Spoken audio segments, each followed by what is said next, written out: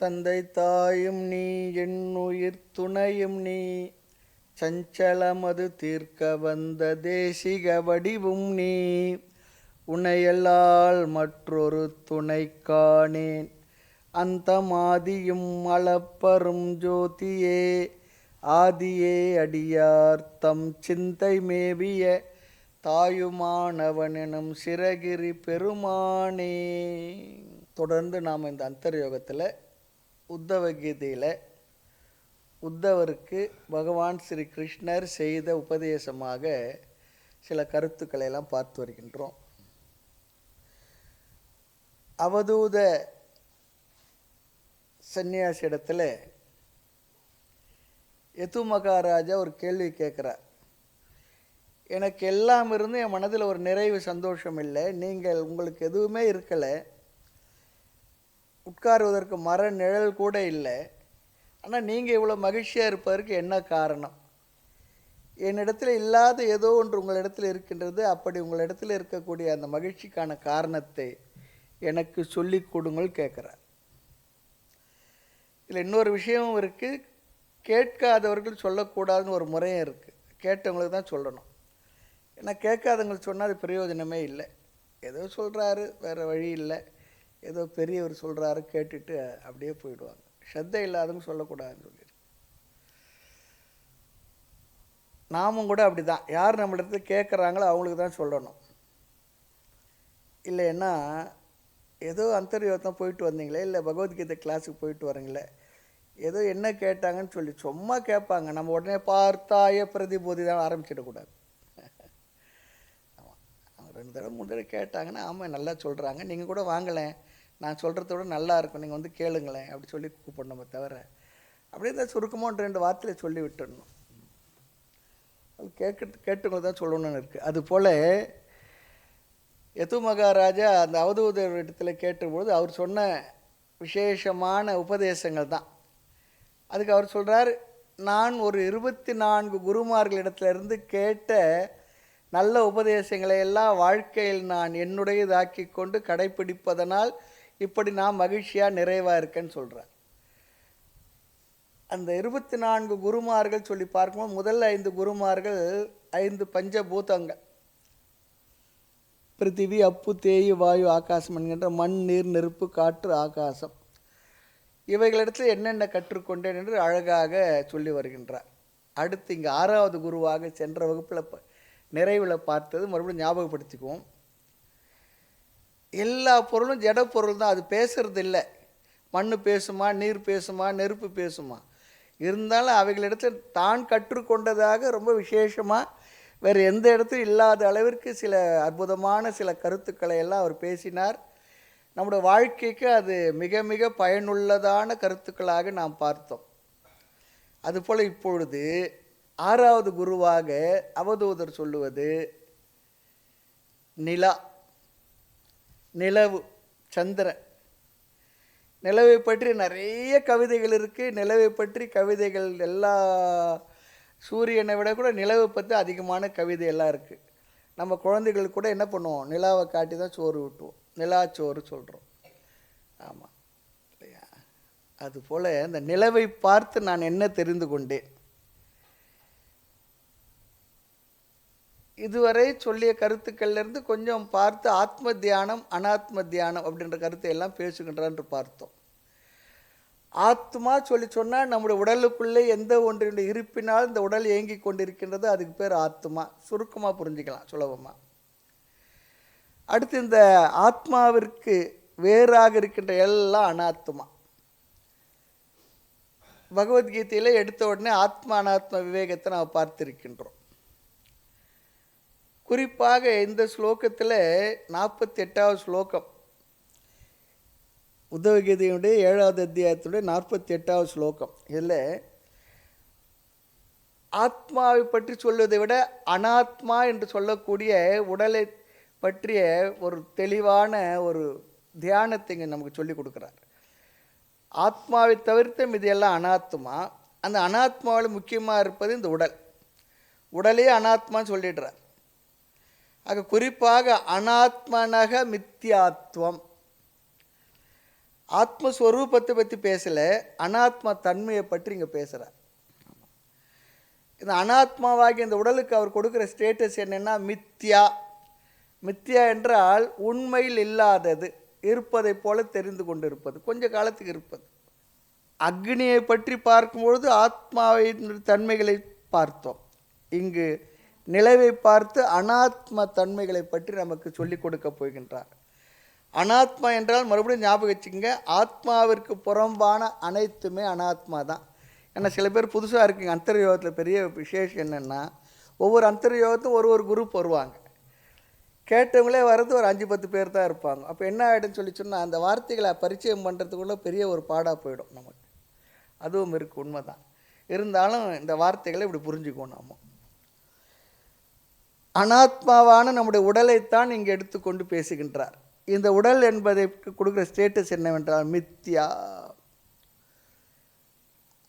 உடலுக்கு வருகின்ற அனைத்து மாற்றங்கள் எதுவுமே ஆத்மாவுக்கு இல்லை.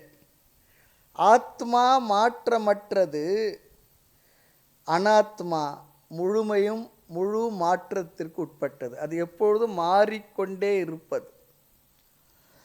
ஆனால் அனாத்மாவில் வருகின்ற மாற்றங்கள் எதுவுமே ஆத்மாவாகிய எனக்கு இல்லை. அதுதான் இங்கே உபதேசம்.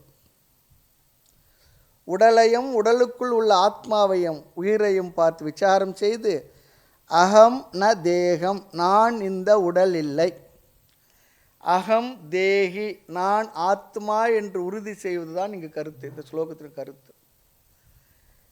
நான் இந்த உடல் இல்லை என்பது எப்படி சொல்கிறோம், எப்படி நீங்கள் சொல்லுவீங்கன்னு சொல்லி சொன்னால், டாக்டர் இடத்துல போகிறோம். டாக்டர் இடத்துல சென்ற உடனே என்ன சொல்கிறோம்? டாக்டர் என்னுடைய உடம்பு சரியில்லை. நான் சரியில்லைன்னு சொல்கிறது இல்லை. நான் சரியில்லைன்னு சொல்கிறோமா?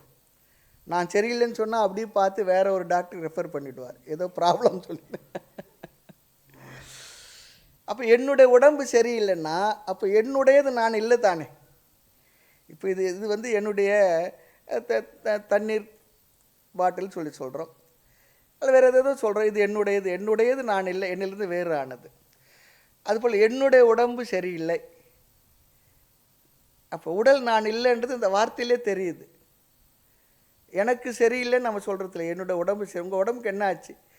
அப்போ உங்கள் உடம்புக்கு என்ன ஆச்சுன்னா, உங்கள்ன்ற அந்த நான் என்பது வேறு, உடல் என்பது வேறாக தான் இருக்குது.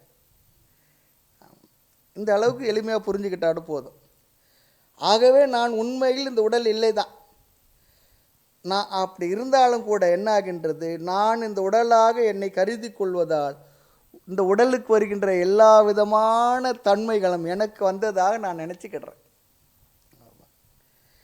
உடலை நான் இல்லை என்று சொன்னபொழுது நான் உடலுடைய தர்மத்தை உடையவன் இல்லை என்பதும் அதோடு சேர்ந்தே நாம் புரிந்து கொள்ள வேண்டிய கருத்து. அது நான் இல்லைன்னா அதனுடைய தன்மைகள் எதுவுமே என்னுடையது இல்லை, நான் இல்லை தானே, எனக்கு இல்லை தானே. இருந்தாலும் சாஸ்திரமானது நம்ம சொல்லி கொடுக்கின்றது. ஏனென்றால் நாம் மறுபடியும் மறந்து போய்ட்றோம். நான் உடல் இல்லை என்று சொன்ன பின்னும் கூட உடல் என்னுடையதுன்னு சொல்லி சொல்கிறோம். வீடு நான் இல்லை தான், இருந்தாலும் என்ன பண்ணுறோம், வீடு என்னுடையதுன்னு சொல்லி சொல்கிறோம். ஆனால் என்ன ஆகிறது, வீட்டிற்கு ஏதாவது ப்ராப்ளம் வந்தால் நமக்கே வந்ததான்னு நினச்சிக்கிறோம். ஒரு கார் ஓட்டிக்கிட்டு போகிறோம், அதில் யாரோ சின்ன பையன் எதுவும் தெரியாமல் கீறி விட்டுட்டான்னா நம்ம உடல் மேலே ஒரு கீறல் விழுந்துதான் பதைச்சி போகிறோம் இல்லையா? காரணம் என்ன? என்னுடையதை நானாகவே கருதி கொள்வதா. ஆக என்னுடைய உடலாக இருந்தாலும் கூட இந்த உடலுடைய தர்மங்கள் எனக்கு இல்லை, அது என்னுடையதை தவிர நானே இல்லை. இதற்கு ஒரு உதாரணம் இங்கே சொல்கிறார். இந்த உதாரணத்தை நாம் பார்க்கும் பொழுது அந்த உதாரணத்தை சொல்கிறதுக்கு எவ்வளோ பெரிய அறிவு, இந்த விஞ்ஞான அறிவு இருந்திருக்கணுன்றது நமக்கு நன்கு தெரிகின்றது. மாதத்தில் ஒரு முழு நிலவு நமக்கு தெரிகின்றது. அந்த முழு நிலவு நாள் என்ன சொல்கிறோம்? பௌர்ணமி சொல்கிறோம். மாதத்திலே ஒரு திங்கள் உண்டாகி மடிவதை போதத்திலே வைத்தலையே புண்மை நெஞ்சேன்னு சொல்கிறார். அதுபோல் ஒவ்வொரு மாதமும் முழு நிலவு நமக்கு தெரிகின்றது, பௌர்ணமி சொல்கிறோம். பௌர்ணமி வழிபாடெல்லாம் பண்ணுறோம், எல்லாம் செய்கிறோம். மீண்டும் என்ன, அந்த ஒரு நாள் தெரிகிற முழு பௌர்ணமி நிலவு பிற்பாடு கொஞ்சம் கொஞ்சமாக தேய்ந்து கடைசியில் ஒரு நாள் இல்லாமல் ஆகிவிடுகின்றது. பிற்பாடு மறுபடியும் மெதுவாக வளர்ந்து ஒரு முழு நிலவு தெரிகின்றது. முழு நிலவு தேய்ந்த பொழுது அது அமாவாசை. மறுபடியும் ஒவ்வொரு நாளும் வளர்ந்து வளர்ந்து வளர்பிறையாகி பௌர்ணமியில் முழு நிலவாகின்றது. இது நம்முடைய வாழ்க்கையில் அனுபவத்தில் தெரிஞ்சுக்கிட்டு இருக்க ஒரு விஷயம். மாதத்தில் ஒரு நாள் தான் முழு நிலவு பூர்ணமான பௌர்ணமியாக நமக்கு தெரிகின்றது. மற்ற நாட்கள் அப்படி இல்லை, குறைந்து கொண்டே வருகின்றது. மீண்டும் பௌர்ணமி இப்படியே வந்து கொண்டிருக்கின்றது. ஆனால் இங்கே அவதூதர் சொல்கிறார், நிலவினுடைய ஸ்டாண்ட் பாயிண்டில் சொல்கிறார், நிலவுக்கு எப்பொழுதுமே வளர்ப்பறையும் இல்லை தேய்ப்பறையும் இல்லை, அது நித்திய பௌர்ணமின்னு சொல்கிறார். நிலவு தேய்றதா என்ன, அது நமக்கு தெரியுது அனுபவத்தில். ஆனால் விஞ்ஞானம் என்ன சொல்கிறது, நிலவு தேய்வதும் இல்லை வளர்றதும் இல்லை, அது அப்படியே தான் முழு நிலவாக இருக்குது. இதில் இன்னொரு விசேஷம் என்னென்னா, நிலவினுடைய இன்னொரு பகுதி இருக்குது பாருங்கோ, அதோடைய பின்பகுதி என்றுமே பூமியில் இருக்க நம்மால் பார்க்க முடியாததாக தான் இருக்குது. நிலவு என்ன பண்ணுறது, அப்படியே தான் சுற்றி வருது. இப்படி சுற்றி இப்படிலாம் வர்றதில்லை, அது ஒரே பக்கத்தை தான் நம்ம பார்க்குறோம். சின்ன வயசுலாம் சொல்லுவாங்க, நிலவில் தெரியுது அந்த ஒரு சின்ன ஒரு மேகம் போல் இருக்க இடத்த அந்த மரத்தடியில் உட்காந்து பாட்டி வடை சுடுதெல்லாம் சொல்லுவாங்க. நம்ம கேட்டிருப்போம் நம்ம. ஆமாம். ஆக நிலவுடைய ஸ்டாண்ட் பாயிண்டில் பார்த்தா அது நித்திய பௌர்ணமி. அது எல்லா நாளும் சூரியனுடைய வெளிச்சத்தை வாங்கி நமக்கு ரிஃப்ளெக்ட் பண்ணிக்கிட்டே இருக்கு. ஆமாம், அது ரொம்ப அழகான கருத்து. இது விஞ்ஞானிகள் விஞ்ஞானிகள் கண்டுபிடிச்சி சொல்கிறதில்ல. உத்தவ கீதை சொல்லிச்சுன்னா பகவான் சொன்னது, அதில் இந்த கருத்து வருது. எவ்வளோ நாளுக்கு முன்னே இந்த விஞ்ஞான உண்மையை பெரியவங்க அழகாக தெரிஞ்சு வச்சுருக்காங்கிறது ஒரு உதாரணம். இது ஆனால் நம்ம கண்ணுக்கு என்ன, ஒரு நாளைக்கு தான் பௌர்ணமி தெரியுது, மற்ற நாள்லாம் குறையுது, அப்புறம் இல்லை, அப்புறம் வளருது. அதே தான். ஆக சூரியனுடைய ஒளி நிலாவில் 50% பகுதியில் தான் விழுகின்றது சொல்கிறாங்க. தேய்பிறை வளர்ப்பிறையெல்லாம் நமக்குத்தான தர நிலவுக்கு இல்லைன்னு சொல்கிறாங்க. நிலா தேய்வதும் இல்லை வளர்வதும் இல்லை, இதை நாம் புரிந்து கொள்ளணும். பூகோளம் படிக்கும்பொழுது இதெல்லாம் படிச்சிருப்போம். ஆக நிலாவுக்கு எப்போவுமே நித்திய பௌர்ணமி தான். நமக்கு தான் ஏக பௌர்ணமி, ஒரு நாள் தான் பௌர்ணமி தெரியும். அதில் வேறு என்ன பண்ணுவோம், 5ஆம் பிறை 3ஆம் பிறை பார்த்தா நல்லது, 5ஆம் பிறை பார்த்தா நல்லது இல்லை, அது வேறு பார்த்துட்டேனே, இதெல்லாம் ஒரு வருத்தம். இதெல்லாம் யார் சொல்லி கொடுத்தாங்கன்னு தெரியல. இதெல்லாம் இது வேறு 5ஆம் பிறை பார்த்துட்டேன்னு அதுக்கு என்ன பண்ணுறது, அதெல்லாம் சும்மா. ஆக நிலாவில் உள்ள தேய்தல் வளர்தல் என்பது நாம் நிலாவிடம் ஏற்றி வைத்த ஒரு கருத்து, இம்போஸ் பண்ணி வச்சுருக்கோம். அந்த ஒரு தன்மையை சொல்லும்போது இங்கே கலா என்ற வார்த்தையில் சொல்கிறாங்க. கலா என்றால் டிவிஷன், தேய்தல் வளர்தல் உள்ள இந்த பகுதிக்கு பேர் கலா சொல்கிறார். ஆக கலானாம் இவ சந்திரஸ்ய ஸ்லோகத்தில் வருது. சந்திரனிடம் உள்ள இந்த 4ஆம் பிறை 5ஆம் பிறை சொல்லக்கூடிய இந்த வளர்ச்சி இருக்க எல்லாம் நான் சொல்லுகின்ற இந்த பிறையெல்லாம் சந்திரனிடம் ஏற்றி வைக்கப்பட்டுள்ள, சூப்பர் இம்போஸ் பண்ணியிருக்கிறோமா. ஏன் ஏற்றி வைத்தோம் சொன்னால் அதுக்கு ஒரு வார்த்தை சொல்கிறது, காலேன, காலத்தினால். ஆமாம், காலத்தினால் தான் வளர்ந்து தேர்தான் நடக்குது இல்லையா. ஆனால் என்ன ஆகிறது, நிலாவை பார்க்கும்பொழுது வளர்தல் தேய்தல் அதில் இருப்பதாக நாம் கற்பனை செய்துள்ளோம். அதுபோல என்று உதாரணத்தை சொல்கிறேன். இந்த உதாரணத்தை சொல்லணும் எந்த அளவுக்கு தெளிவு இருந்திருக்கணும், கிளாரிட்டி பாருங்க. அந்த பூகோள விஷயத்தை பற்றி ஒரு தெளிவு இருந்திருக்கு. ஆமாம், அதே போல் சொல்கிறார், ஷரீரத்தின் தர்மங்கள் எல்லாம் என்னை சார்ந்ததில்லை. நாம் சொல்கிற வளர்தல் தேய்தல் எப்படி சந்திரனுக்கு பொருந்தாதோ அதுபோல் ஷரீரத்தினுடைய தர்மங்கள் எதுவுமே, அதோட தன்மைகள் எதுவுமே என்னுடையதில்லை, அது ஷரீரத்தினுடையது தான். இந்த உடல் என்னும் அனாத்மாவை தியானம் செய்தல் என்பது இங்கு எப்படி செய்யணும் என்பதை இங்கே சொல்லிக் கொடுக்குறார். இதை தான் அனாத்ம நிஷேத தியானம் சொல்லுவாங்க, அல்லது மோட்ச தியானம். நாம் வாழ்க்கையில் விதவிதமான எண்ணங்களினால் விதவிதமான துயரங்களை அனுபவித்து கொண்டிருக்கின்றோம். சில நேரத்தில் தேவையில்லாத எண்ணங்களை வைத்துக்கொண்டு தேவையில்லாத துயரத்தை அனுபவிச்சுக்கிட்டு இருப்போம். தேவையே இருந்திருக்காது. நம்மளால் சும்மா இருக்க முடியறதில்லை. முடிஞ்சால் சந்தோஷமாக இருக்கணும், ஆனால் நிறைய பேர் சந்தோஷமாக இருக்கிறதில்ல. எப்போ பார்த்தாலும் துயரப்பட்டுக்கிட்டே இருக்கிறது தான் அவங்களுக்கு சந்தோஷமாக இருக்கும் போல இருக்கு. ஏதோ ஒரு துயரம் இருக்கணும். நிறைய பேர் பிரச்சனை இல்லைன்றது தான் பிரச்சனை. ஒரு பிரச்சனை இல்லைன்னா எப்படி அது ஒரு பிரச்சனை இல்லாத போகிறது. அரசியல்வாதிகளுக்கு இதே தான், பிரச்சனை எதுனா இருந்துக்கிட்டே தான் அவங்களை நம்ம ஞாபகம் வச்சுக்கிட்டே இருப்போம். பிரச்சனை இல்லைன்னா அவங்கவுங்க வாழ்ந்துட்டு போவாங்க. நிறைய பேர் பிரச்சனையே இல்லைன்னா அது எப்படி, ஏதாவது பிரச்சனை வரணும், அதை வச்சுட்டு ஏதாவது சிந்தனை பண்ணிவிட்டு உட்காந்து துயரப்பட்டுக்கிட்டு இருக்கணும், பேசிக்கிட்டு இருக்கணும். அதுபோல் நாம் வாழ்க்கையில் விதவிதமான எண்ணங்கள்னால் துயரங்களை அனுபவித்து கொண்டு இருக்கிறோம். விதவிதமான துயரத்துக்கு காரணம் இந்த அனாத்மாவாகிய சரீரத்தில் உள்ள அபிமானம். ஒவ்வொருவருக்கும் ஒவ்வொரு விதமாக இருக்கிற துயரம் ஒரே மாதிரி இல்லை, ஒவ்வொருவருக்கும் ஒவ்வொரு விதமாக இருக்கின்றது துயரம். உதாரணம் பார்க்கலாம், சில பேருக்கு பயம் என்ற துயரம், எதை பார்த்தாலும் பயம்.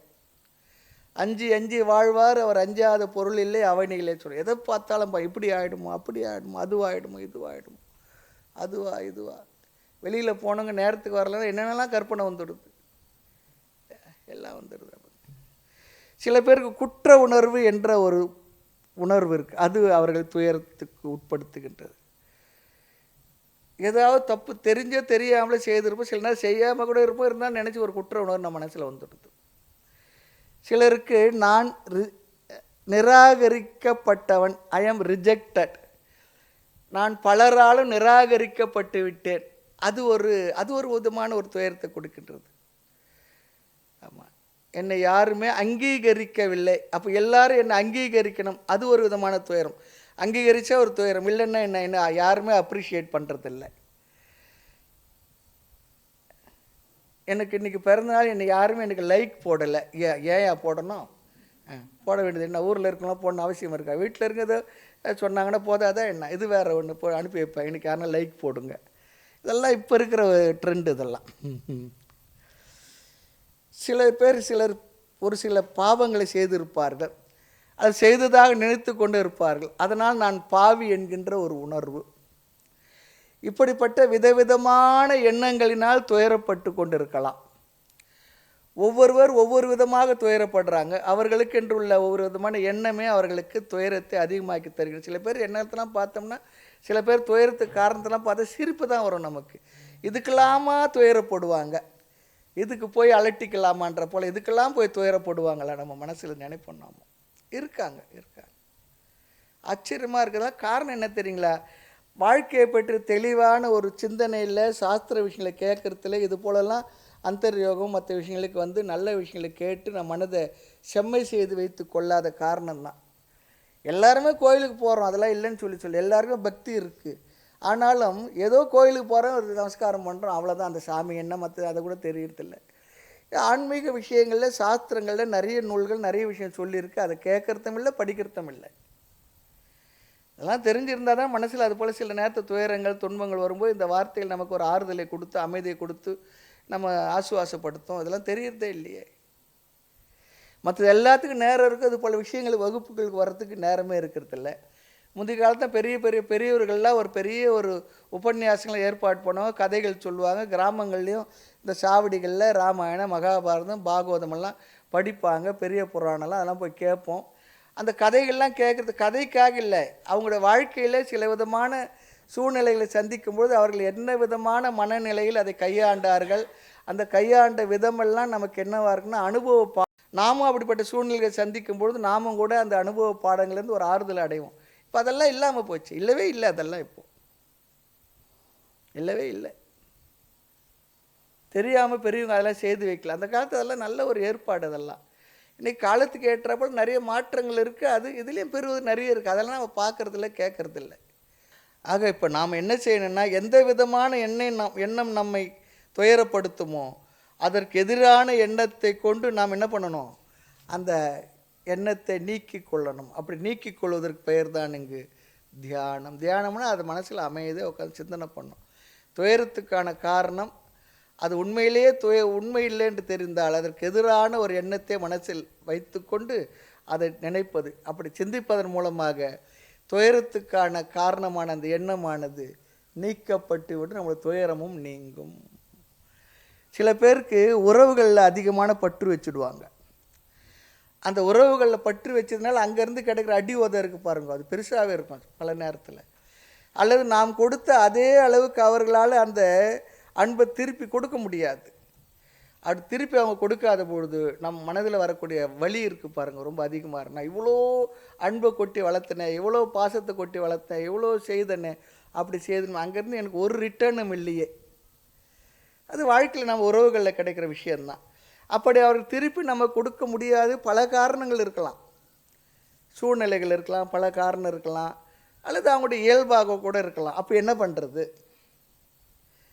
நான் இவ்வளோ அன்பை கொட்டி கொட்டி வளர்த்துட்டேனே, இன்றைக்கி யாருமே என்னை ஒரு வார்த்தையோட கேட்கறதுக்கு இல்லையே, எல்லாம் செய்துனே வீணாகிடுச்சு.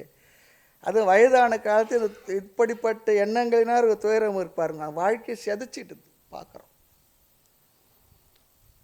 அப்படிலாம் வாழ்க்கையினுடைய நிறைவு காலத்தில், வயதான காலத்தில் எல்லாரும் நம்மை விட்டு அவரவர்கள் வேலையை பார்க்க போயிடுவாங்க. அவங்க எங்கே வேலை கிடைக்குது, என்ன கிடைக்குது, அங்கே வாழ்க்கையும் அப்படி இருக்குது. நமக்கு கிடைச்சது என்னென்னா, நம்ம வீட்டு தாழ்வாரத்தில் ஒரு ஈஸி சேரை கொடுத்து உட்காருங்கன்னுடுவாங்க. அப்போ என்ன பண்ணுறது? ஒரு லோன்லினஸ், தனிமையை நாம் சந்திக்கும் பொழுது மனசு தாங்கிறது இல்லை. அது வரையில எல்லாம் சுற்றி இருப்பாங்க, எல்லாம் வரதெல்லாம் எல்லா குழந்தைங்களும் இருக்கும், படிக்கும், அது பண்ண இது பண்ண, பேர குழந்தைங்க எல்லாம் இருக்கு தான் இருக்கும். அது வளர்ந்து வேலை கிடச்சி அது எங்கெங்கே வெளியே போயிடுறாங்க. இப்போ நிறைய ஊர்களில் பார்க்குறோம். நம்ம ஊர்களில் இருக்க இப்போ பெரிய ப்ராப்ளம் என்ன, கிராமங்கள் எல்லாம் வயசான தாத்தா பாட்டி இல்லை அம்மா அப்பா, மீது எல்லா குழந்தைங்க ஒரு எலிமெண்ட்ரி ஸ்கூல் 10வது வரைக்கும் படிக்கிற வரைக்கும் இருக்குங்க. +2 படித்து டிகிரி படித்து எங்கே வேலைன்னா வெளியே தான் போய்ட்டுறாங்க. கிராமங்கள் முழுக்க எல்லாம் வயசானவங்களாக இருக்குது. இன்னும் கொஞ்ச நாள் அவங்கள போனால் கிராமங்களே காலியாகிடும் போல் இருக்குது. அப்படி தான் இருக்குது. எல்லாம் நகர்ப்புற வாழ்க்கை நாடி போய்டுறாங்க. விவசாய நிலங்களும் இல்லை. ஏன்னா விவசாயம் பண்ணுறதுக்கு ஆள் இல்லை. இந்த 100 நாள் வேலை திட்டம் ஒன்று கொண்டு வந்து விவசாயத்தை அழிச்சிட்டாங்க. வேலைக்கு வரதில்லை யாரும். ஆமாம், அது ஒரு வகையில் ஒரு பிற்பாடு என்ன, நிலத்தை பார்த்துக்கிறதுக்கு ஆள் இல்லை. பிற்பாடு நிலமும் விலை நல்லா போகிறது. விற்றுட்டு ஏதோ பேங்க்கில் போட்டு அமைதியாக ஆனந்தமாக இருக்காங்க. அது இது நிறைய சமுதாயத்தில் நிறைய மாற்றங்கள் இது. இதனாலெல்லாம் நம்ம மனசில் என்ன, இந்த விஷயத்துக்காக இல்லை, குழந்தைகள் இல்லை, மற்றவங்க இல்லை, உறவுகள் இல்லை, யாரும் அவங்கவுங்கள பார்த்துக்க முடியல, அவங்கவுங்கள பார்த்துக்கிறது பெரிய விஷயமா இருக்குது. அப்போ உறவுகளில் நமக்கு ஒரு மனசில் ஒரு வருத்தம் இருந்தால் என்ன பண்ண தெரியுங்களா? அங்கே ஒரு வார்த்தை சொல்கிறேன், அசங்கம். நான் எவரோடும் தொடர்பில் இல்லாதவன். நான் தொடர்பு எல்லைக்கு அப்பால் இருக்கிறேன்னு நினச்சிக்கணும். அசங்கம், நான் தனியானவனே. என்னோடு யாரும் இருந்தால் சந்தோஷம்தான், இல்லை என்றால் எனக்கு துயரம் இல்லை என்கின்ற அசங்கம் என்ற பண்பை நாம் மனசில் தியானிச்சுக்கணும். எல்லாருக்கும் அதுதானே உண்மை, அதுதானே வரும்.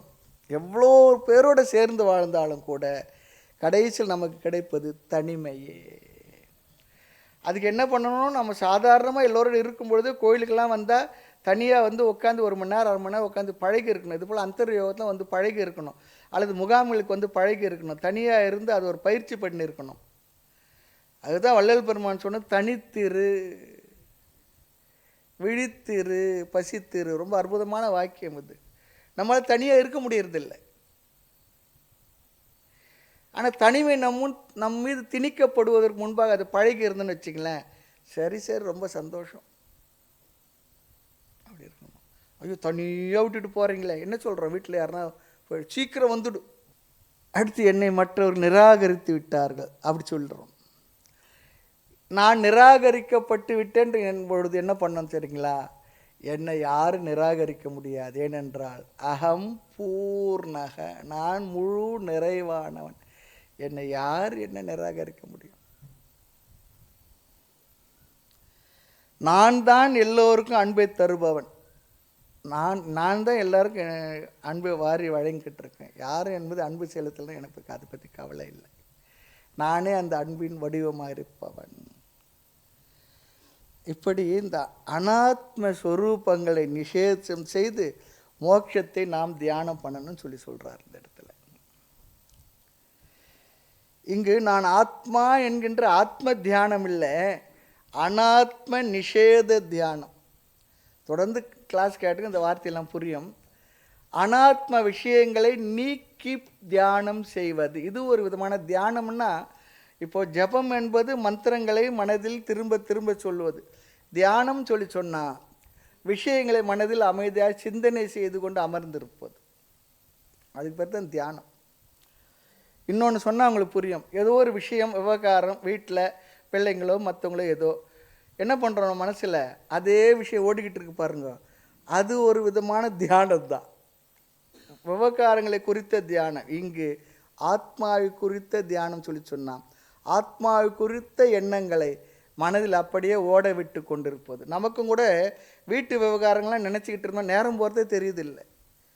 ஒன்று போட்டு அவன் சொன்னான் அதுக்கு இவன் என்ன சொன்னா, இதுக்கு இவன் என்ன சொன்னா, அக்கா என்ன சொன்னா, நாத்தனார் என்ன சொன்னா, பொண்ணு என்ன சொன்னா, பேத்தி என்ன சொன்னா, அப்படியே ஒன்று போட்டு ஒன்று லிங்காக நினச்சிக்கிட்டே இருக்கும்போது எவ்வளோ நேரம் போகிறதுன்னு தெரியறதில்ல. அது தியானம்தான், அது உருப்படாத தியானம்.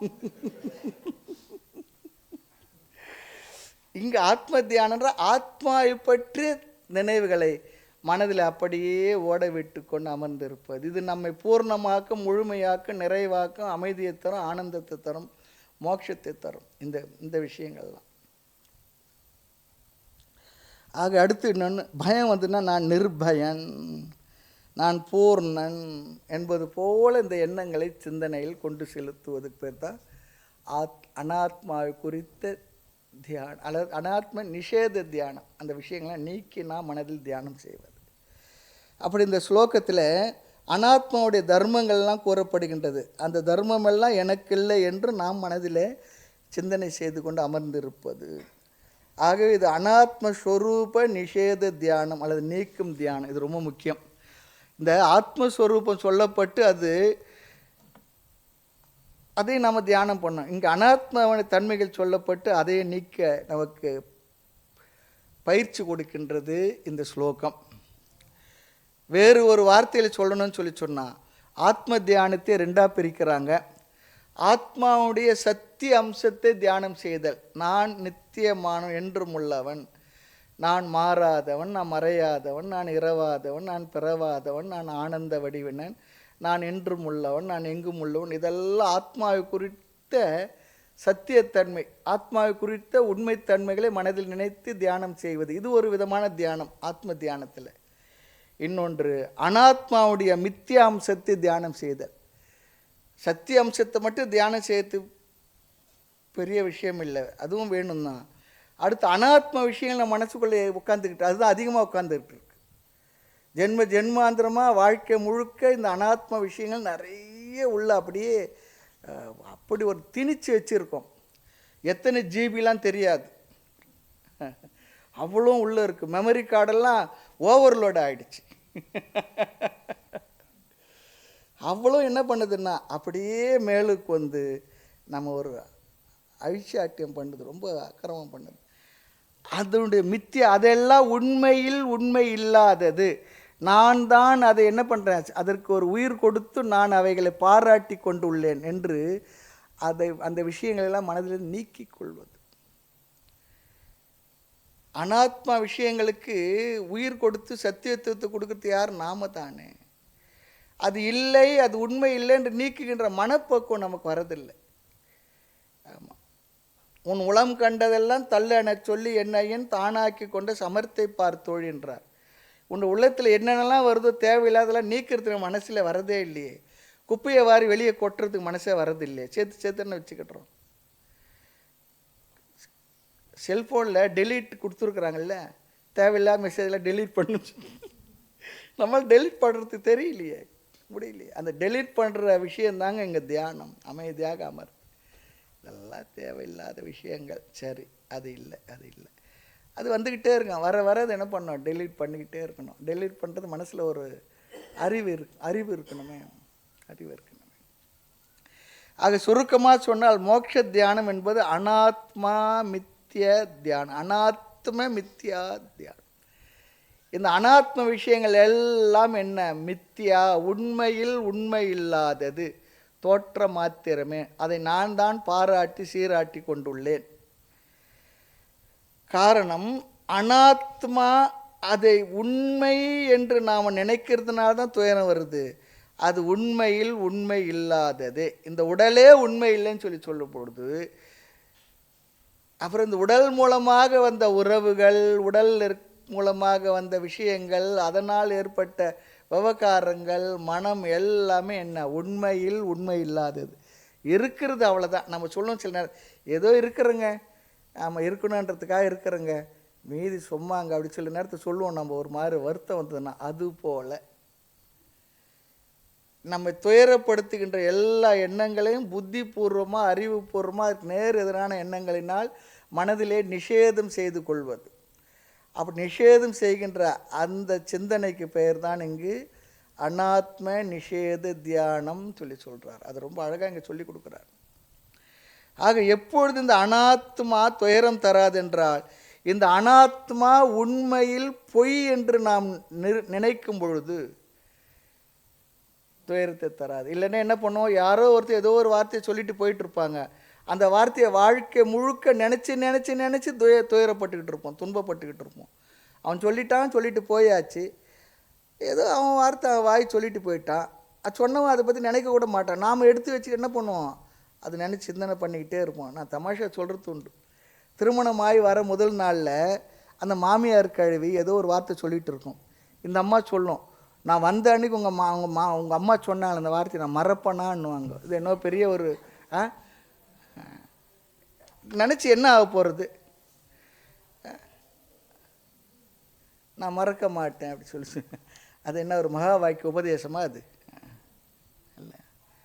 அப்படி தான் நம்ம நினச்சிக்கிட்டு இருக்கோம். ஆகையில் இது அனாத்மா என்பது உண்மையில் பொய்யாகும் பொழுது அந்த அனாத்மாவை மித்யா என்று நினைக்கின்ற தியானம் ஆத்மாவை சத்தியம் என்று நினைக்கின்ற தியானம். ஆமாம், அதனால் இதற்கு முன் பார்த்த உதாரணம் எல்லாம் என்ன, ஆத்மாவுடைய சத்திய அம்சம் பேசப்பட்டது உதாரணங்களில்.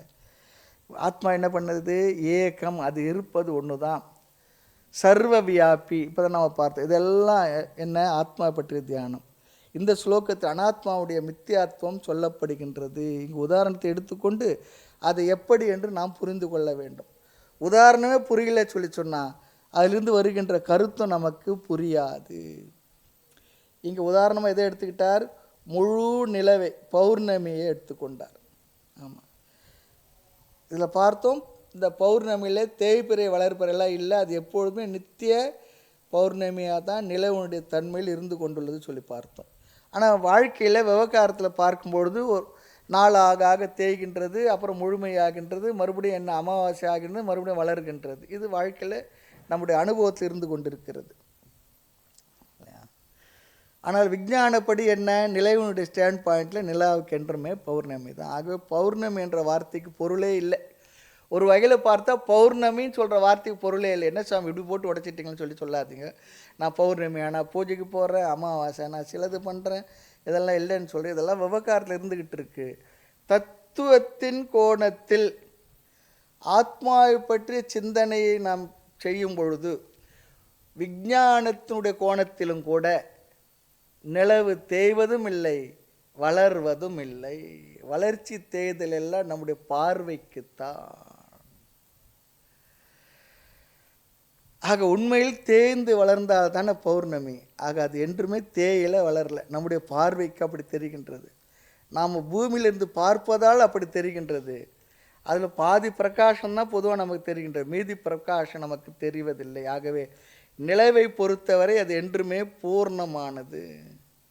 பூர்ண சந்திரன்லாம் பேர் சொல்கிறோம் பாருங்க, அது போல் உண்மையில் நிலவு என்றுமே பூர்ணமானது தான், தேய்வது வளருவதில்லை. ஆனால் இந்த நிலவின் மீது தேய்பிறை வளர்ப்பிறை என்ற தன்மை ஏற்று வைத்திருக்கிறோம். சரி, அடுத்து உடலுடைய தர்மங்க அப்படியா, இது சொன்ன பிற்பாடு எதுக்காக இதை சொன்னீங்க, அதே போல் நிலவின் மீது நாம் ஏற்றி வைத்துள்ள வளர்பிறை தேய்பிறை என்கின்ற தன்மை போல உடலினுடைய தர்மங்கள் எல்லாம் நம்மை துயரப்படுத்தினாலும் கூட உடலினுடைய அனைத்து தர்மங்களும் ஆத்மாவின் மீது நம்மால் ஏற்றி வைக்கப்பட்டு அப்படி அது உண்மை என்று புரிந்து கொண்டு அதற்கு வருகின்ற நலங்கேடுகள் அதையெல்லாம் நம்முடையதாக, நானாக, என்னுடையதாக கருதி துயரப்பட்டு கொண்டுள்ளோம். ஆக ஆத்மாவாகி உடலினுடைய தன்மைகள்லாம், அனாத்மாவுடைய தன்மைகள் எல்லாம் என் மீது, ஆத்மாவாகி என் மீது ஏற்றி வைக்கப்பட்டுள்ளது. ஆத்மாவிற்கு உடலில் அனுபவிக்கின்ற சம்சாரங்கள், துயரங்கள் எதுவுமே கிடையாது. அதனால தான் சொல்லுவோம், ஆத்மாவுக்கு தலைவலியும் இல்லை, வயிற்று வலியும் இல்லை, உடம்பு வலியும் இல்லை, முதுகு வலி எதுவுமே இல்லை. வேணும்னா இந்த கிளாஸை கேட்கறதுக்கு கொஞ்சம் ஒரு மணி நேரம் உட்காந்துருந்தோம்னா முதுகு வலி வரலாமாக்கும். ஆனால் ஆத்மாவாகி எனக்கு தலைவலியும் இல்லை. ஏன்னா ஆத்மாவுக்கு தலையும் இல்லை, எதுவும் இல்லை. ஆத்மா எங்கே நிறைஞ்சது, எங்கே நிறைஞ்ச ஆத்மாவுக்கு என்ன வலி வருது? வருகின்ற வழியெல்லாம் உடலுக்கு தான், வருகின்ற வழியெல்லாம் மனசுக்கு தான், வருகின்ற வழியெல்லாம் புத்திக்கு தான். அதனால தான் சொல்கிறோம், நம்ம என் மனசு எனக்குத்தானே தெரியும் இல்லையா, அப்படி சொல்கிறோமா இல்லையா? என்னுடைய மனது இன்றைக்கி சரியில்லை, என்னுடைய புத்தி ஏன் தான் இப்படி போகிறதோ, அப்போது இந்த மனதை பற்றி என்னுடைய மனது யாருமே புரிஞ்சிக்கல, என் மனசை பற்றி எனக்கு தான் தெரியுமென்னா அப்போ அந்த மனது வேறு எனக்குத்தானே என்கின்ற நான் வேறு தானே. அப்படி இருந்தால் தான் நம்ம அப்படி சொல்ல முடியும் இல்லையா? அதே போல் என்னுடைய புத்திக்கு இது தெரியுது, என்னுடைய புத்திக்கு இது தெரியல. என் புத்தி ஏன் தான் இப்படி போகிறதோ அப்போ என் புத்தின்னு சொல்லும்பொழுது என்னால் புத்தியானது உணரப்படுகின்றது. அந்த புத்தி எனக்கு வேறாக இருக்கிறதுனால தான் என்னால் அறியப்படுகின்றது. மனசு என்னிலேருந்து வேறாக இருக்கிறது தான் என் மனசு எனக்கு தெரியுது. நானே மனசாக இருந்தால் அப்படி சொல்லுவேண்ணா? ஆகவே ஆத்மாவாகி எனக்கு உடல் மனதில் ஏற்றி வைக்கப்பட்டுள்ள நான் அனுபவிக்கக்கூடிய துயரம் எதுவுமே ஆத்மாவிற்கு கிடையாது. அது உடலினுடைய தர்மங்கள். அதைத்தான் இங்கே சொல்கிறார். சந்திரனிடம் இருக்கக்கூடிய கலா பார்ட் டிவிஷன் பிளவு சிறியது பெரியது என்கின்ற பிளவு. அது எப்படி வருது? சந்திரனில் தேய்வு வருது, வளர்ச்சி வருகின்றது. அதெல்லாம் சந்திரனில் ஏற்றி வைக்கப்பட்டுள்ளது. ஆக அனாத்மாவுடைய தர்மங்கள் ஆத்மாவாகிய என்னிடத்தில் ஏற்றி வைக்கப்பட்டுள்ளது. எதை போல சந்திரனிடம் ஏற்றி வைக்கப்பட்ட வளர்பிறை தேய்பிறையை போல. அந்த அனாத்ம தர்மங்கள் என்ன என்பது இந்த ஸ்லோகத்தை 2வது வரியில் கடைசி பகுதியில் சொல்கிறார். இந்த மாதிரி ஏற்றி வைப்பதற்கு என்ன காரணம்? வளர்பிறை தேய்பிறை அங்கே ஏற்றி வைக்கிறது என்ன காரணம்? என்ன காரணத்தில் நிலவு அப்படி தெரிகின்றது? நிலவும் பூமியை சுழன்று கொண்டுள்ளதால் அந்த சுழற்சியைத்தான் கால தத்துவம் சொல்கிறாங்க. காலத்தினால் பை டைம் இப்படி தெரிகின்றதான். ஆமாம், நிலவில் இவ்விதம் நாம் ஏற்றி வைத்து சொல்ல காரணம், பௌர்ணமி அன்னைக்கு என்ன அது ஒரு நாள், அமாவாசை அது ஒரு நாள். என்ன இது? காலம்தானே. காலம்தான் இப்படி இந்த மாற்றத்தை நமக்கு அறிவித்து கொண்டுள்ளது. அப்போது இந்த இப்படி ஏற்ற இறக்கங்கள் வளர்பிறை தேய்பிறை வருவதற்கு இந்த மூமெண்ட்டு தான் காரணம். அந்த மூமெண்ட்டுக்கு காரணம் என்ன? காலம். அது இந்த மூமெண்ட்டு தான் காலம் சொல்லி சொல்கிறோம். ஆனால் உலகத்தில் அப்படி இல்லை. அது நித்திய பௌர்ணமியாக அங்கே இருந்தாலும் உலகத்தில் அதை தேய்பிறை வளர்பிறை சொல்லி சொல்கிறோம். அதற்கு காரணம் என்ன? உலகத்தில் இருக்கிற பார்வைக்கு அப்படி தெரியறதுக்கு காலம் தானே. 15 நாள் வளர்பிறை, 15 நாள் தேய்பிறை இல்லையா? சுக்லபக்ஷம் கிருஷ்ணபக்ஷம் அப்படிலாம் சொல்லி சொல்கிறோம் இல்லையா? அப்போது இந்த காலம் என்ன செய்கின்றதான்? இந்த காலம் எவ்வளோ வேகமாக தான் ஓடுதுங்க, சொல்கிறோம் இல்லையா? காலம் எவ்வளோ வேகமாக ஓடுதுங்க. ஏதோ வந்தோம், பிறந்தோம், படித்தோம், வேலை செய்தோம், பசங்கள்லாம் பிறந்தாங்க, படிக்க வச்சோம், அது வேலை செய்தோம், அது கல்யாணம் ஆச்சு, அது குழந்தைகள்லாம் பேர குழந்தை வந்தது, பேரனுக்கும் கல்யாணம், அதுக்கும் பேரன் இப்போ நாம் தான் தனியாக இருக்கும். காலம் எவ்வளோ வேகம் ஓடிடுச்சிங்க. இப்படி சொல்கிறோமா இல்லையா? சொல்கிறோமா? நடக்கிறது. சில பேர் ஏதாவது ஒன்று 1 வருஷம் ஆயிடுச்சிங்க அப்படிதான் சொல்கிறோம். அது காலம் சொல்லி சொன்னால் ஓடக்கூடியது தானே. அது என்ன ஓடிடுச்சின்னு சொல்லி சொல்கிறோம்? காலம் ஓடக்கூடியது தானே. அந்த ஓடக்கூடிய அந்த ஓட்டத்தை நம்ம பார்க்க முடியுமா? காலம் ஓட்டத்தை பார்க்க முடியுமா? பறவை ஆகாசத்தில் பறந்து போகிற பறவையினுடைய அந்த வழித்தடத்தை நம்மளை பார்க்க முடியுமா? அங்கே ரோடாக போட்டிருக்காங்க, சிமெண்ட் ரோடு போட்டிருக்காங்க, தார் ரோடு போட்டிருக்காங்க இல்லையே? அது ஒரு வழித்தடம், அது போயிட்டுருக்கு. அது அந்த காலத்தினுடைய ஓட்டத்தை நம்மளால் பிடிக்க முடியுமா? பார்க்க முடிந்தால் அதை பிடிச்சு வச்சுக்கலாம். பிடிச்சு வச்சுக்கிட்டோன்னா என்ன பண்ணலாம்? நல்லதை மட்டும் நடக்க விடலாம், தேவையில்லாததை நல்லது இல்லாத என்ன பண்ணலாம்? சீக்கிரமாக போக வச்சிடலாம். அப்படி முடியுறதா? இந்த சில நேரத்தில் செல்ஃபோனில் எதாவது மெசேஜ் அனுப்புனா தேவையில்லாத செய்தி என்ன பண்ணுறோம்? கொஞ்சம் அப்படியே தள்ளி போடுறோம் பாருங்க. அதுபோல் இருக்கிற காலத்தை அப்படி பண்ண முடியுமா? சொல்லுவாங்க, அந்த கடிகாரத்தை உள்ள திருப்பி வைக்க முடியாதுன்னுவாங்க. அதே போல் தான் திருப்பி வச்சா நாம ஏமாத்திக்கிறோன்னு அர்த்தம். அதை சொல்கிறார். அவ்யக்த வர்த்மனா, அந்த ஓடுகின்ற அந்த மூமெண்ட் இருக்கு, அது அவ்யக்தம், கண்ணுக்கு தெரியாது ஓடுகின்ற, கண்ணுக்கு புலப்படாத அன்சீன் ரன்னர் சொல்கிறார். கண்ணுக்கு தெரியாது. அப்போ ஓடுறவர் யார்? ஓடுறவர் பேர் தான் என்ன? காலம். அவரை பார்க்க முடியுமா? பார்க்கவே முடியாது. ஆனால் இருக்கா இல்லையா? இருக்குது. ஆக இந்த காலத்துக்கு பலவிதமான லட்சணங்கள் தர்றாங்க. நேரம் போகலே சொன்னால் டைம்னா என்ன என்று நம்ம யோசிக்க வைக்கின்றார்கள். அப்படி டைம் என்னன்னு யோசித்தோம்னா டைம் போகிறதே தெரியாது. நேரம் போகிறது தெரியல. அதுதான் காலம். காலம் என்பது ஒரு பெரிய ட்ரிக்கு தான் சொல்கிறார் ஒருத்தர். இந்த காலத்துக்கு ஒரு டெஃபினேஷன் கொடுத்தா பல டெஃபினேஷன் இருக்குது. ஒரு விளக்கு என்னென்னா விவஸ்தை இல்லாதது, அதுக்கு பேர் தான் காலமா. அது இப்படித்தான் என்று நம்மால் புரிந்து கொள்ள முடியாது. நம்ம சொல்ல விவஸ்தை கெட்டவன்ப்பா அப்படின்னு என்ன அர்த்தம்? அவனை புரிஞ்சிக்கவே முடியாது. அந்த ஆள் தான் விவஸ்தை கெட்ட ஆள்னு சொல்லுவோம், அப்படி தானே? ஆமாம். ஒரு விவஸ்தை இல்லைன்னா ஒரு மாதிரி சரியில்லாத ஆள், அது என்ன தான் பண்ணுன்னு சொல்லி தெரியாது. அப்படிப்பட்ட ஒருத்தர் தான் விவஸ்தை இல்லாததுன்னு சொல்லுவோம். அது புரிஞ்சிக்கவே முடியாதது. ஆக காலம் என்பது ரொம்ப அழகாக சொல்கிறார். கேப் பிட்வீன் டூ ஈவெண்ட்ஸ்ன்னு சொல்கிறாங்க. இரண்டு நிகழ்ச்சிகளுக்கு இடையில் இருக்கின்ற அந்த கேப்பு தான் டைம்னு சொல்கிறாங்க. டைமுக்கு ஒரு டெஃபினேஷன் சொல்கிறாங்க. It is the gap between two events. இது ஒரு கோணத்தில் காலத்தை புரிந்து கொள்ள உதவுகின்ற ஒரு விஷயம். இரண்டு நிகழ்ச்சிகள் நடந்தால்தான் நாம் காலத்தை உணர முடியும்னு சொல்கிறார். ஒரே நிகழ்ச்சி தானே காலத்தை நம்ம புரிஞ்சிக்க முடியறதில்ல. ஆகவே இன்னொரு ஆங்கிளில் காலத்துக்கு அழகாக சொல்லுவாங்க, கேட் பிட்வீன் டூ தாட்.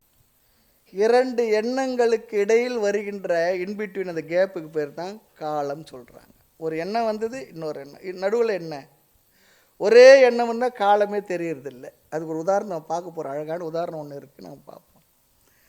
இரண்டு எண்ணங்களுக்கு இடையில் உள்ள இடைவெளி தான் காலம் சொல்கிறாங்க. பல எண்ணங்கள் மறுபடியும் என்ன பண்ணுறதா மாறி மாறி வரும்பொழுது இல்லை, அப்போ தான் சொல்கிறோம் எல்லாம் இன்னும் கடந்த காலமோடு ஆயிடுச்சுங்க, ஃபாஸ்ட்டுன்னு சொல்கிறோம். ஃபாஸ்ட் கடந்த காலம் போல் ஒரு எண்ணம் நமக்கு வந்து, அது ஒரு நிகழ்காலத்தில் தான் நம்ம நினைக்கிறோம் எல்லாம் கடந்து போச்சுங்க. கடந்த காலத்து எந்த காலத்தில் நினைக்கிறோம்? நிகழ்காலத்தை தான் நினைக்கிறோம். இதுதான் பெரியவங்க ஒன்று சொல்லுவாங்க, நாம் எப்போவுமே ஒன்று கடந்த காலத்தை பற்றி நினச்சிக்கிட்டு இருப்போம், அல்லது ஃப்யூச்சரை பற்றி எதிர்காலத்தை நினைப்போம். ஆனால் அது நினைக்கிறது நிகழ்காலத்தில். அப்படி நினச்சி நிகழ்காலம் கடந்த காலம் போயிட்டுது, நம்ம கையில் இல்லை. எதிர்காலம் அது என்னன்னு சொல்ல முடியாது. ஆனால் நிகழ்காலம் நம்ம கையில் இருக்குது. கையில் இருக்க நிகழ்காலத்தை கடந்ததையும் வருவதை நினைத்து நிகழ்காலத்தை கோட்டை விட்டுறோன்னு சொல்கிறேன். அதான் வாழ்க்கையில் நடக்கிறது.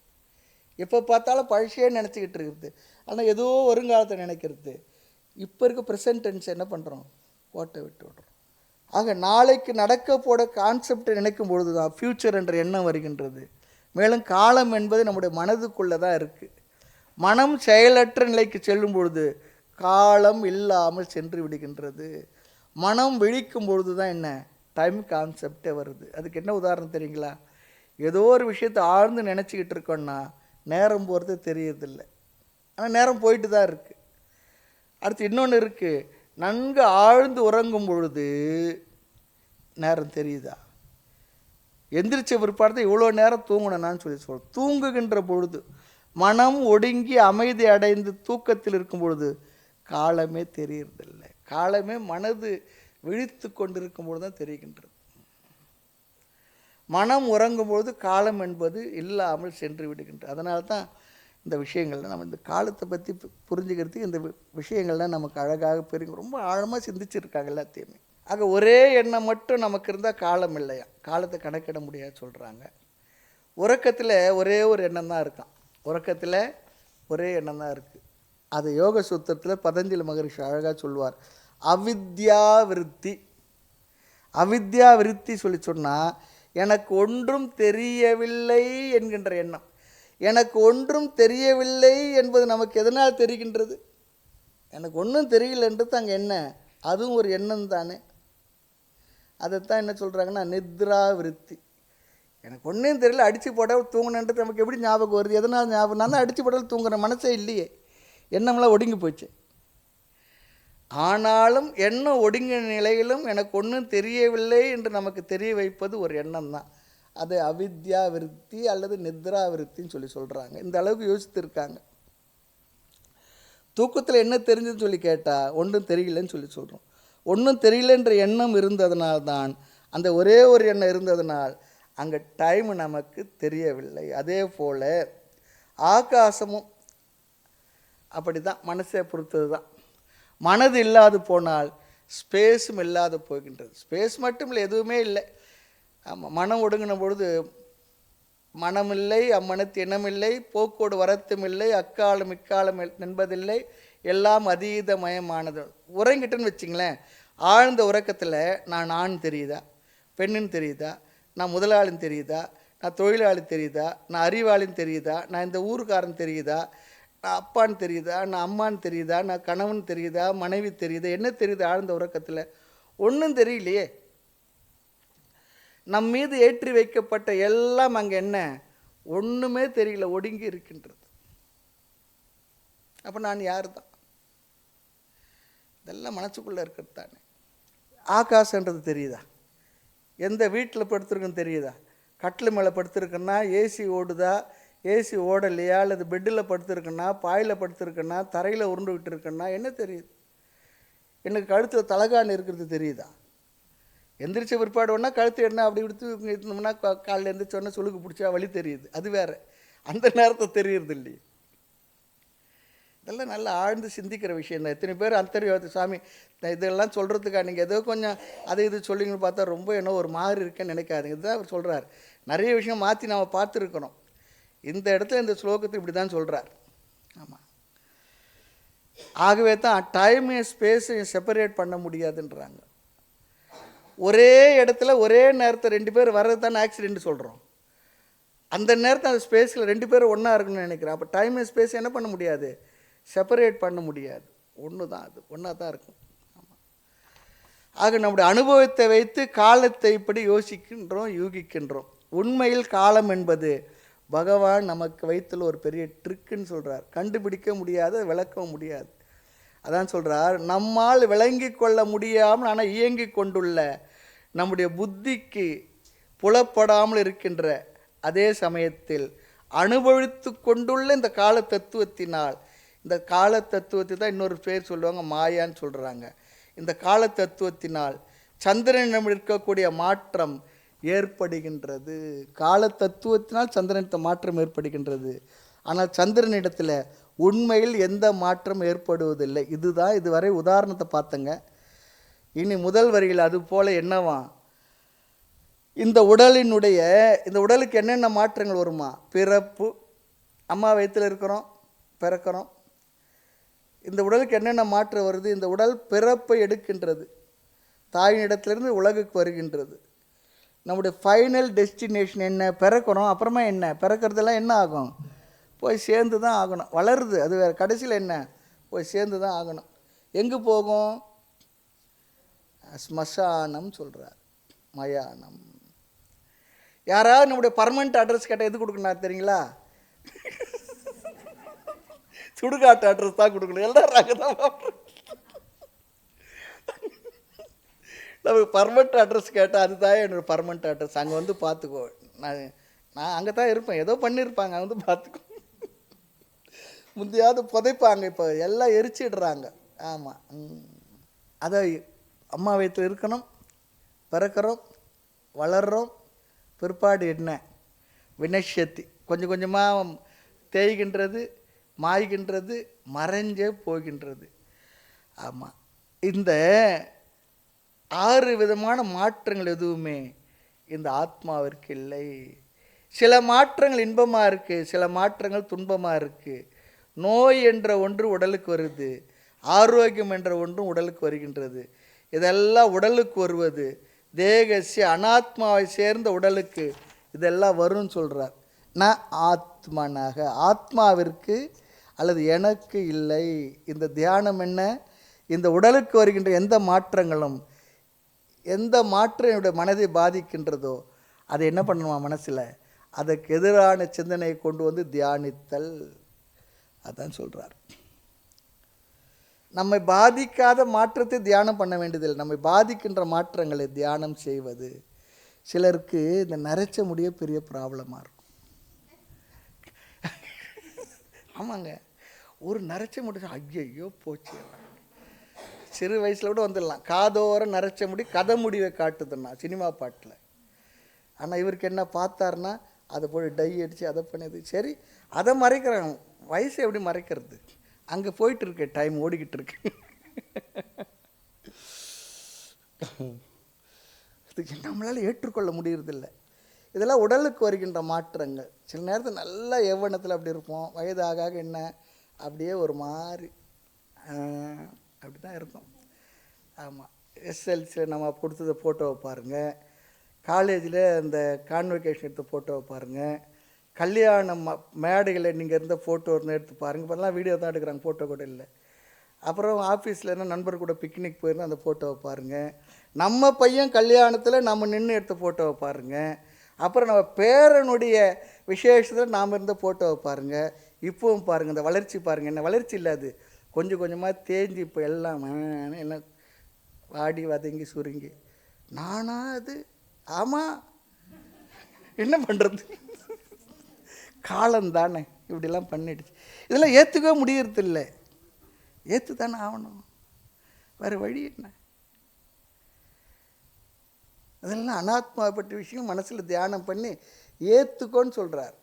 அதுதான் உண்மை என்றும் சொல்கிறார். நீ ஏற்றுக்கலைன்னா வேறு வழி இல்லை. ஏற்றுக்க மாட்டேன்னா என்ன பண்ண முடியும்? ஏற்றுக்காத, அவஸ்தைப்படு.